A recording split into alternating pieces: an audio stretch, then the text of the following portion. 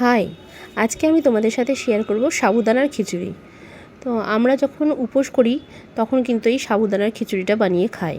তো লুচি পরোটা অনেকেরই সহ্য হয় না, গ্যাস অম্বলের সমস্যা যাদের থাকে বিশেষ করে, তো তারা কিন্তু এই সাবুদানার খিচুড়িটা উপোসের দিন বানিয়ে খেতে পারেন। তো দেখলেন প্রথমে সাদা তেল দিয়েছি, তার মধ্যে শুকনো লঙ্কা জিরে ফোড়ন দিয়েছি। এবার দেখুন এই আলুগুলো কিন্তু হাফ বয়েল করে আমি রেখে দিয়েছি, সেই আলুগুলো এবার আমি তেলের মধ্যে ছেড়ে দিলাম। এবার দেখো আলুগুলো একটু হালকা নাড়াচাড়া করে নিচ্ছি। আমি আলুগুলো কিন্তু একদম মুচমুচে লাল লাল করে ভেজে নেব। তো পুরোটা সিদ্ধ করিনি, হাফ সিদ্ধ করে নেবে। তো দেখো এবার আলুর মধ্যে আমি নুন দিয়ে দিলাম পরিমাণ মতো। তো এটা একটুখানি হালকা নুন নুন হলে কিন্তু খেতে ভালো লাগে, এটা পার্সোনালি আমার মতামত। তো দেখো এখানে বাদাম রেখেছি, কাঁচা বাদাম। এই বাদামগুলোকে হালকা শুকনো কড়াতে আমি রোস্ট করে নিয়ে এটাকে আমি ক্রাশ করে নিয়েছি। তো এটা কিন্তু মিহি গুঁড়ো করবে না, একদম এরকমভাবে ভেঙে নেবে। আর যাদের এই হামানদিস্তা নেই তারা কিন্তু মিক্সিতে একবার অল্প করে চালিয়ে নিতে পারো। তো দেখো তোমরা দেখতেই পাচ্ছ যে বাদামগুলোকে আমি আধ ভাঙা মতো করে রেখে দিয়েছি। তো চলো এবার দেখো আলুগুলো কিন্তু আমার ভাজা হয়েই গিয়েছে। এবার আমি এই আলুর মধ্যে দেব কাঁচা লঙ্কা। এবার তোমরা বলতে পারো যে কাঁচা লঙ্কাটা আগে কেন দিলাম না। কাঁচা লঙ্কাটা আগে দিলে কিন্তু অনেকটাই ফ্রাই হয়ে যেত, যেটা খেতে ভালো লাগে না। তোমরা আমি ঠিক যেভাবে বানাচ্ছি সেইভাবে বানাবে, তাহলে দেখবে খেতে কিন্তু খিচুড়িটা খুবই ভালো হয়। তো কাঁচা লঙ্কাটা এরকম লাস্টে দিলে ওটা কিন্তু আধ ভাজা মতো হয়, যেটা খেতে খুব ভালো লাগে আর একটা খুব দারুণ সেন্ট বার হয়। আর সামান্য আমি হাফ চামচও না, একদম 1 পিঞ্চ মতো লঙ্কার গুঁড়ো দিলাম। এবার দেখো আলুটা কিন্তু আমার প্রায় ভাজা ভাজা হয়ে গেছে।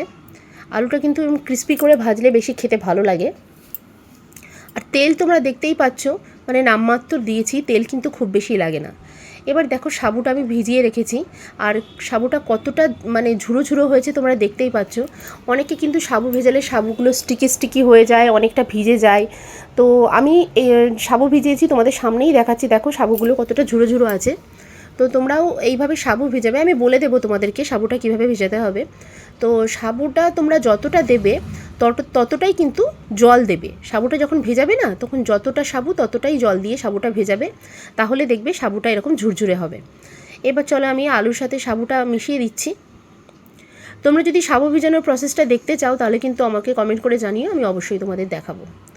সাবুদানার খিচুড়িটা এরকম একটু ঝরঝরে হলে তবেই কিন্তু খেতে ভালো লাগে, স্টিকি স্টিকি হয়ে গেলে কিন্তু খেতে ভালো লাগে না। এবার দেখো বাদামের গুঁড়োটাও আমি দিয়ে দিলাম এর মধ্যে। এবার সব কিছু মিশিয়ে আমি এটাকে হালকা নাড়াচাড়া করে রাখবো। এরকম নাড়াচাড়া করতে করতে দেখবে সাবুর কালারটা কিন্তু আস্তে আস্তে চেঞ্জ হচ্ছে। দেখো কাছ থেকে তোমাদের দেখাচ্ছি।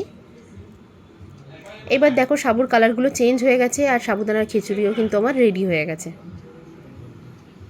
এবার উপর থেকে একটু ধনেপাতা ছড়িয়ে দিলাম। এবার এটাকে মিক্স করে দেবো।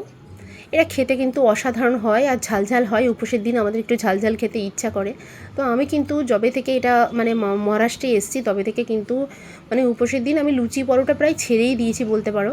আমি কিন্তু এই সাবুদানার খিচুড়িটা বানিয়ে গরম গরম খাই। আরেকটা কথা বলছি, এটা তোমরা বানিয়ে কিন্তু গরম গরমই খাবে। এটা বানাতে হার্ডলি তোমার 5 থেকে 7 মিনিট টাইম লাগবে, এমন কিছু টাইম লাগে না। তো দেখো কেমন দেখতে লাগছে অবশ্যই।